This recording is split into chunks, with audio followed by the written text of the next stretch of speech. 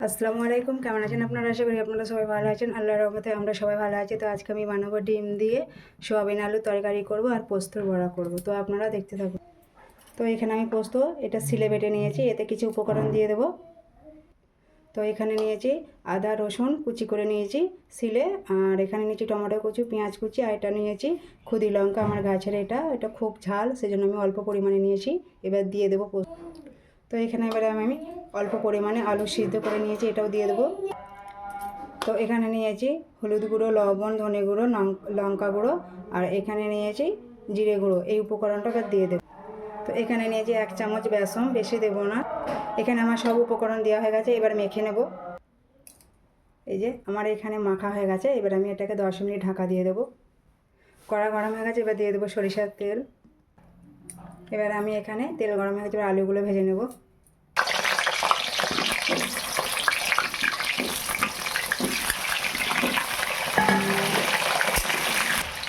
দিয়ে দেবো লবণ, হলুদ গুঁড়ো, লঙ্কার গুঁড়ো,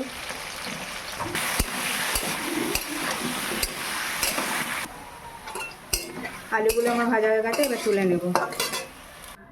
সোয়াবিনগুলো আমি 10 মিনিট ভিজিয়ে রেখেছিলাম, এবার দিয়ে দেবো।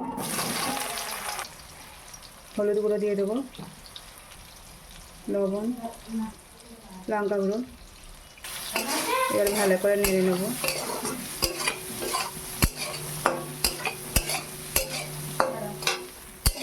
সোয়াবিনগুলো হালকা করে আমি ভেজে নিয়েছি, এবার তুলে নেব। এবার আমি ডিমটাকে ভেজে নেব। তো এখানে নিয়েছি আমি 3টে ডিম, দেখুন এই যে এখানে আমার 3টে ডিম আছে, তো নিয়ে নিয়েছি। এবার এতে আমি কিছু উপকরণ দিয়ে দেবো।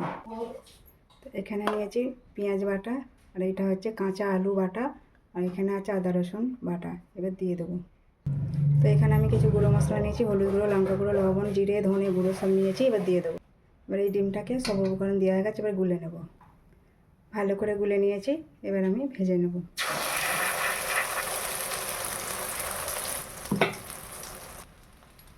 এবার আমি ডিমটাকে এই দুপাশ দিয়ে এইভাবে পাটি সাপটার মতন করে আমি ভেজে নেব।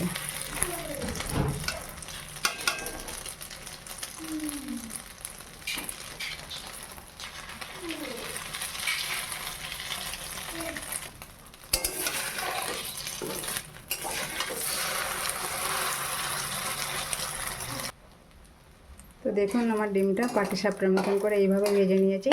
এবার আমি এটাকে 2 পিস করে নেব।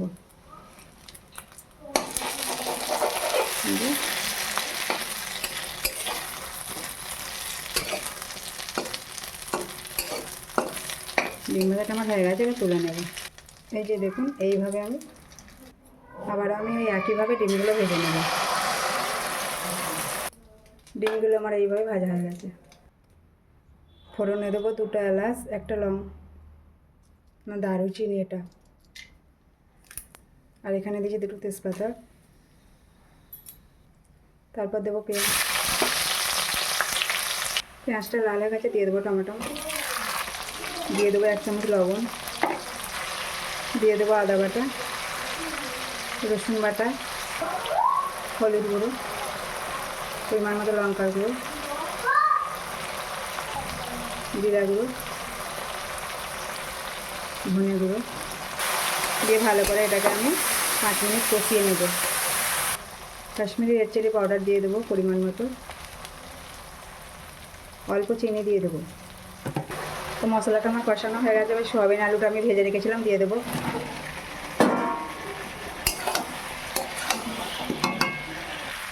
এবার দিয়ে দেবো পানি। এবার যে আমি ডিমগুলো ভেজে রেখেছিলাম এইভাবে এবার দিয়ে দেবো।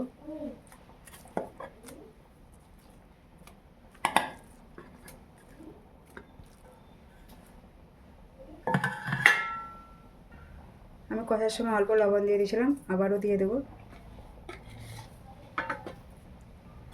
এবার আমি 10 মিনিট ঢাকা দিয়ে দেবো। তো 10 মিনিট হয়ে গেছে, এই যে দেখুন কত সুন্দর হয়েছে। এবার আমি নামিয়ে নেব। এবার আমি পোস্তর বড়াগুলো ভেজে নেব। তেল গরম হয়ে গেছে, দিয়ে দেবো। আমি এইভাবে সেট করে নিয়েছি।